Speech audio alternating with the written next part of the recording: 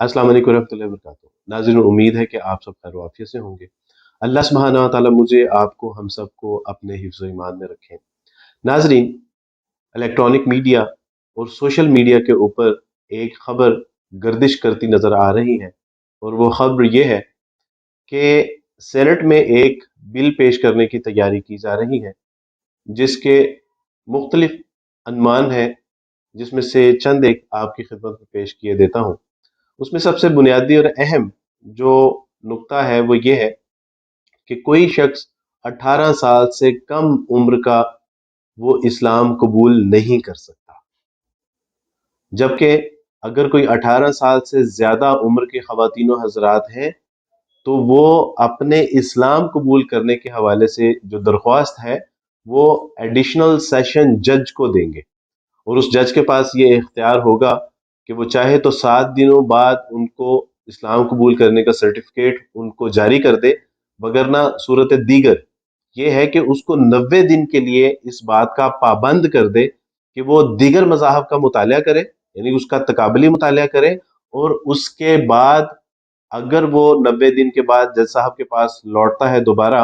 और तब भी अगर वो उसका इस्लाम कबूल करने पर वो जो है वो आमादा है, उसका यही इरादा है, तो उसको इस्लाम कबूल करने की सनद जारी कर दी जाएगी। वगरना जिन लोगों ने उसको इस्लाम के हवाले से दावत पेश की होगी, या जिन लोगों ने इस्लाम कबूल करने के हवाले से कोई मुआवनत की होगी, कोई तरगीब दी होगी, तशवीक दी होगी, तो उनके खिलाफ सख्त कानूनी चाराजोई की जाएगी और उनको भारी भरकम जुर्माने भी किए जा सकते हैं। नाजरीन, हमें ये देखना होगा कि आखिर इस बिल को सेनेट में पेश करने की जरूरत क्यों पेश आई। हमारी मजहबी अकलियती जमातों की तरफ से एक प्रोपोगंडा अपने पूरे जोर शोर से किया जा रहा है, और आलमी सतह पे इसको तशहीर दी जा रही है कि पाकिस्तान में बसने वाले गैर मुस्लिमों को, उनके बच्चे और बच्चियों को, उनकी मर्द और खवातीन को जबरदस्ती इस्लाम में दाखिल किया जा रहा है, जबकि ये बात सिरे से गलत है। क्योंकि इस्लाम का बुनियादी असूल है दावत व तबलीग के हवाले से कि ला इकराह फिद्दीन, के दीन में किसी तरह का कोई जबर नहीं है, ना इस्लाम में जबरदस्ती किसी को दाखिल किया जा सकता है, और ना इस्लाम से किसी को जबरदस्ती खारिज किया जा सकता। बहसीयत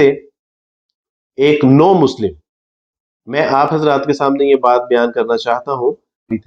मैंने जब इस्लाम कबूल किया तो मैंने इस्लामी तालीमात का मुतालिया किया, मैंने इस्लामी तालीमात को पढ़ा, मैंने कुरान और सुन्नत का मुतालिया किया, और जो उसकी हकीकत और बराहीन और दलाइल थे उसके पेश नज़र इस्लाम कबूल किया, और अपनी पूरी आज़ाद मर्जी से इस्लाम कबूल किया, और अच्छी तरह से देखभाल सोच समझ के ये फैसला किया कि मुझे एक अच्छा सच्चा पक्का इंसान अगर बनना है तो मुझे सबसे पहले मुसलमान बनना है। आखिरत की कामयाबी और कामरानी के लिए मेरे लिए इस्लाम कबूल करना नागुजीर था।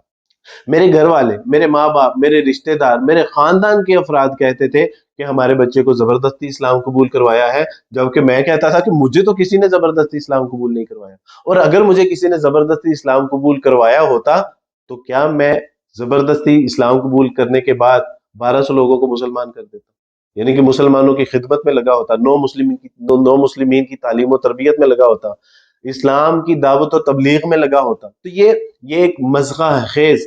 एक कानून बनने जा रहा है जिसका ना कोई सर है ना कोई पैर है, और आप यकीन कीजिए कि अगर ये कानून बना तो ये कानून आईने पाकिस्तान के खिलाफ होगा, क्योंकि दस्तूर पाकिस्तान में ये बात मौजूद है कि पाकिस्तान का कोई कानून ऐसा नहीं बन सकता जो कुरान और सुन्नत के मुनाफिक हो। अकलियतों की तरफ से ये इल्जाम लगाया जा रहा है कि ये गैर मुस्लिमों को जबरदस्ती इस्लाम में दाखिल करते हैं। अगर किसी को जबरदस्ती इस्लाम में दाखिल किया भी जाए तो क्या आप नहीं समझते कि हमारी अदलिया आज़ाद है? क्या कोई अदालत से रुजू नहीं कर सकता? क्या हमारे कानून नाफिज करने वाले इदारे क्या इतने गैर फाल हैं कि कोई शख्स उन तक अपनी रसाई नहीं कर सकता? क्या हमारे जो इखलाकी कदरें हैं, जो हमारा मुआशरा है, वो इस कदर यानी अपनी साख्त खो चुका है कि वो अगर ये देखे कि किसी को जबरदस्ती इस्लाम में दाखिल किया गया है تو وہ اس پہ کوئی آپ کی اخلاقی طور پہ مدد نہیں کرے گا، یہ ممکن نہیں ہے۔ میں ایک نو مسلم ہونے کی حیثیت سے کم و بیش 5,000 سے زائد نیو مسلموں کو جانتا ہوں۔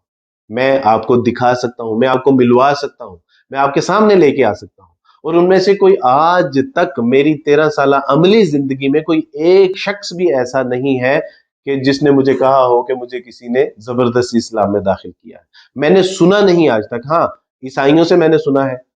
میں نے ہندوؤں سے سنا ہے، میں نے سکھوں سے سنا ہے، میں نے مرزائیوں سے سنا ہے کہ جی ہمارے بچوں کو زبردستی اسلام میں داخل کر دیں، لیکن کبھی کسی نیو مسلم کی زبان سے میں نے یہ بات نہیں سنی کہ جی ہمیں انہوں نے زبردستی اسلام میں داخل کر دیا گیا ہے۔ یہ پروپیگنڈا ہے، یہ الزام ہے، یہ سازش ہے جو کہ اسلام اور مسلمانوں کے خلاف کھیلی جا رہی ہے۔ مزید قرآن و سنت کی روشنی میں ہمیں یہ پتہ چلتا ہے کہ آدم علیہ الصلوۃ والسلام سے لے کے محمد صلی اللہ علیہ وسلم تک تمام انبیاء اور رسول کو اللہ سبحانہ و تعالیٰ نے یہ حکم دیا کہ اپنی قوم کے لوگوں کو یہ پیغام دے دیجئے کہ اللہ وحدہ لا شریک ہے، اس کے سوا کوئی عبادت کے لائق نہیں ہے، اور تم سب کو اسی کی طرف لوٹ کر جانا ہے۔ اور تمام انبیاء اور رسول نے اس دعوت کا حق ادا کیا اور اپنی قوم کے لوگوں کو یہ پیغام پہنچایا۔ اس دعوت کے ضمن میں لوگوں نے اسلام قبول کیا، اور اسلام قبول کرنے والوں میں 18 سال سے کم عمر کے لوگ بھی تھے اور 18 سال سے زائد کے لوگ بھی تھے۔ اگر یہ خدا نہ خواستہ قانون بنتا ہے تو کیا معاذ اللہ معاذ اللہ معاذ اللہ، یہ تمام کے تمام لوگ جنہوں نے دعوت و تبلیغ پیش کی، جنہوں نے 18 سال سے کم عمری میں اسلام قبول کیا، یا 18 سال سے زائد عمر کے ہونے کے بعد اسلام قبول کیا اور 90 دن تقابل ادیان کا مطالعہ نہیں کیا، تو معاذ اللہ کیا یہ سارے مجرم قرار پائیں گے؟ لہٰذا